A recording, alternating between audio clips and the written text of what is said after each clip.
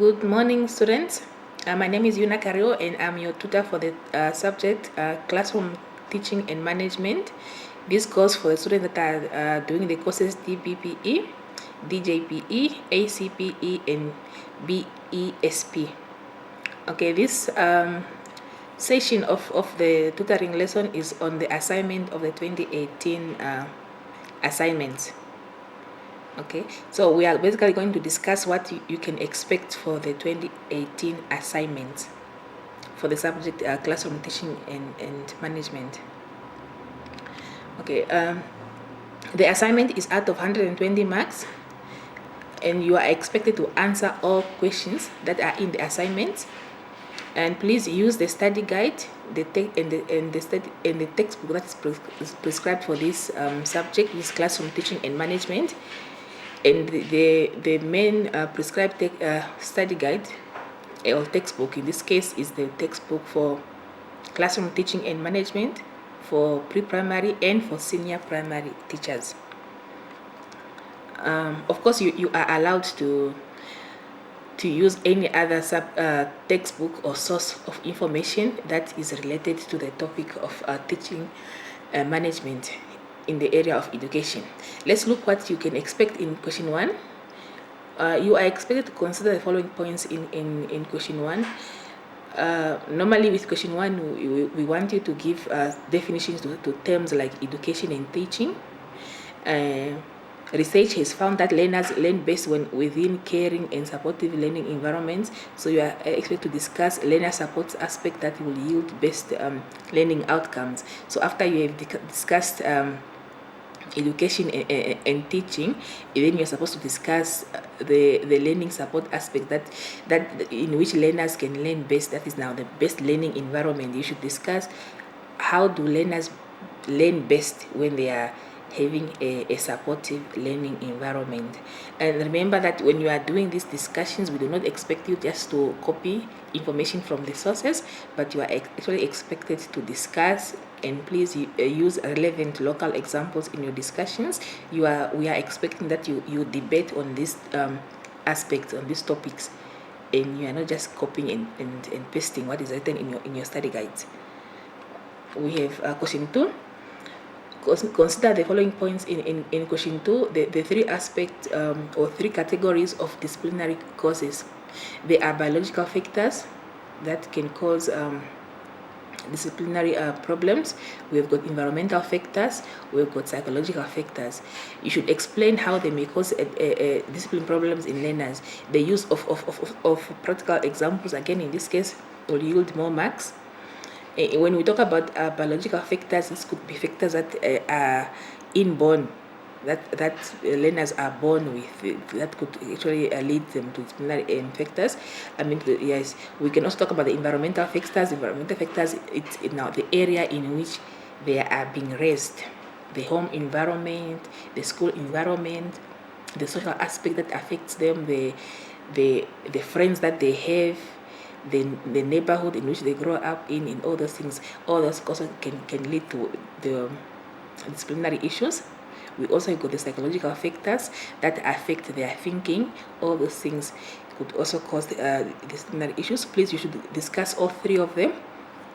And when I'm marking these assignments, I want to see an example given in each of the three factors there. All right, so I'll go on to question 3. In question 3, you should look at the issue of rewards. You give a brief description on what is the purpose of giving a reward. What are the purposes of rewarding learners? The use of examples also is important. When do we reward our learners? Do we only reward them when they achieve? Do we reward behavior? Do we reward academic achievement only? I know most schools right now, this month of September, most schools are actually involved in the prize giving ceremony. Those are examples of rewards that we as teachers give in our schools for learners that have achieved throughout the year. We reward them for their academic achievement. But in this case, we are talking about reward in your teaching and learning environment. Do you only wait to reward your learners when your school has a prize giving ceremony, or do you reward your learners at the end of each term or end of each month? end of each week, or do you reward your learners at the end of each lesson? How do you reward, and what is the purpose of rewarding learners? Like I said, are we rewarding academic achievement only, or are we rewarding behavior in general that we want to see in our learners? So please discuss the purpose of rewarding learners. What does it do to them, to their psychological well-being, and to their academic achievement? Discuss the purpose of rewards. The teaching profession requires that teachers use praise and criticism in the teaching and learning process. Evaluate the use of praise and criticism. Like I just mentioned when I was talking about rewards, I mentioned that do we reward learners only when they've achieved, or do we reward them when they've not done something which is not right, which is something which is not acceptable? You should evaluate the use of praise and criticism in the teaching and learning process. When can you criticize a learner? When can you praise a learner? And praising, is it always best to always praise learners? And if you do apply criticism to your teaching and learning process, how is it done?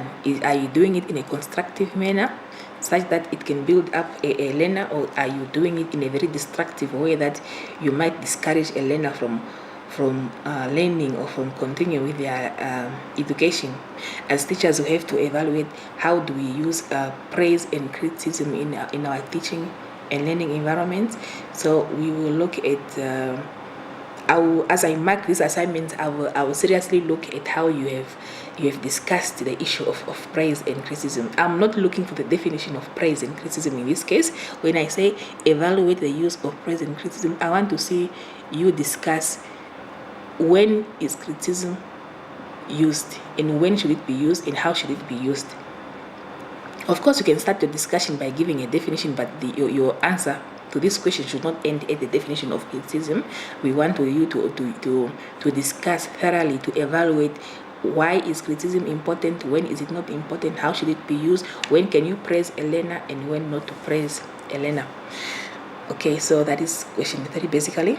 It mostly talks about rewards and praise and criticism. We go on to question 4. On the second slide of these slides, we saw that the slide says it has got 3 questions, and we can see here that it's not 3 questions, it's an error there. We are having a question 4. Please, you are also answering question 4. Do not be misled by that first slide. You are answering each and every questions, and your questions do not end at question 3. We have a question 4, and question 4 also is part of your assignment. In question 4, please consider the following points. Discuss the habits that promote success in life. What are those habits? Those habits are thoroughly outlined in your study guides, but then the issue here is discuss. You discuss them. You don't just copy and paste them or list them. The question does not require you to list them, but we expect you to discuss what are the habits that promote success in life. Discuss those habits, why you think they are the best way that you can use for you to succeed in life. Outline the tips for being a successful and a respectful teacher. What should a teacher do in order to become a successful and a respectful teacher? For any teacher, I mean, it's every teacher's wish that they become successful in their teaching profession. No teacher aims to be an unsuccessful teacher. You want to teach learners that at the end of the day are achieving the required learning objectives, and you want to groom these young people into becoming respectful and successful citizens, members of the public in the future. So you in your teaching profession, you want to have success. So how can you as a teacher become a successful and a respectful teacher? The issue is underline successful and a respectful teacher. What are those tips? You outline them. What should you do? For example, you can talk of the issue of late coming. You want to promote your teacher. I mean, as a teacher, you want to let your learners know that it is important for a human being to always be punctual, because when you are punctual, you yourself, you respect other people, and you want others to respect you also. Because when you are, let's say you attend a meeting and you are 30 minutes late, that shows disrespect for everybody, that meeting, when you arrive 30 minutes, unless it's something which is very serious that people can understand, but not deliberately being late. So that is an example of what you can portray to your own learners. You should always also be punctual. If you want your learners to be punctual in the class, you as a teacher also, you have to be punctual, not only arriving at school, but also for arriving for each and every lesson of the school. Even when a teacher is involved in extramural activities, maybe you are offering you are the coach for netball or soccer, and the learners are waiting for you at the pitch for an hour before you come to train them. It's not something that you want your learners to see every day, and that will not actually promote you to become a successful and respectful teacher. You might end up being one of those unsuccessful teachers whose learners do not have any respect for, and the learners will not listen to. So at the end of the day, those are the tips you should explain. I've only given an example of punctuality, but there are many other tips you can outline. For example, I can talk about being prepared. When you are not prepared as a teacher to teach a lesson, the learners can tell that you're not prepared. So that is not a good sign. You should always be prepared. You should always be willing to mark their books. That shows them that you are willing to do your work. They will also be willing to do their work. I'll move on. That was the last part. So we are having 4 questions in this assignment. I'm just going to give some general information. I've mentioned some already when I was explaining them. All assignments should be typed. I know we have issues with technology. I've marked assignments in the past. This year I marked several assignments that were not typed. We do understand when you are having issues with technology, and not everybody has got access to computers and to laptops and to these new technologies, and it's acceptable when you are not, but we do encourage you to please type your assignments. It makes it much better for us, and it makes it much better for everyone else when your assignment is typed.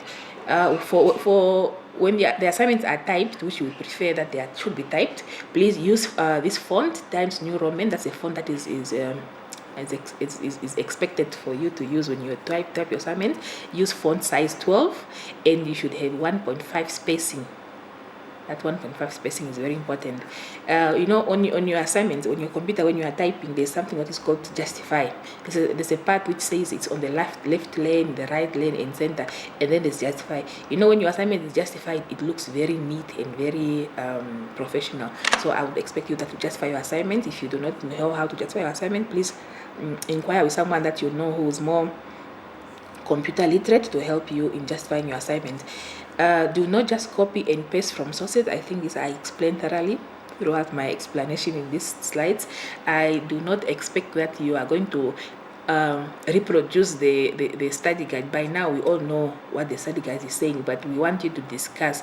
Your answers should be answers that you are debating on, whereby you are using your own local examples. For some of us who are not yet into the teaching profession, if you are not in the teaching profession yet, please, you can use any other example that you can think of a school we were all learners in a school environment. You can always go back there. Maybe when we talk about the issue of praise and criticism, if you remember that you had a teacher who was always rewarding people, praising people, you can give it as an example the praise that you used to receive, or that the teacher used to give in the class. If you unfortunately had a teacher that used to criticize people destructively, you can still give that as an example. Excuse me. That can also work as an example that you can give in your assignments, in your debate. When you are debating and giving examples, it's a good sign that you do understand the content, what you are talking about. You are not just copying and pasting. Please acknowledge the use of information from other sources and reference your work. I know that you are doing an assignment. It's not an exam. You are expected to please quote other information from other sources, and please do acknowledge that it's not your own work, it's somebody else's work. If you read a book on teaching and learning written by Yuna Cario, for example, in 2012, you can always say, according to Yuna Cario in 2012, she states that learning takes place best when learners are being rewarded, for example, if that's what I said in that book. Just an example. Okay, you can also use APA referencing style. That's the best that we want you to use. Please, like I said, use practical local examples in your discussions. This is the end of these slides. I hope you do work well with your assignments. Please hand them on time. Yes, and you are always free to call me. My cell phone number is 08128511424. You can also email me at yuna.cario@gmail.com.